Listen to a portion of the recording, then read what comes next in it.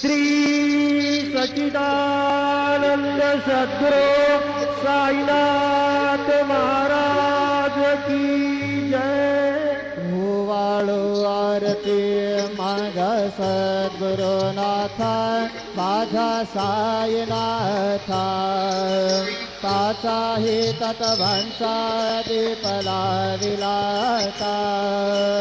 निर्गुणाची स्थिती कैसे आकाराले बाबा आकाराले सर्वागते भरून उरले साई मावले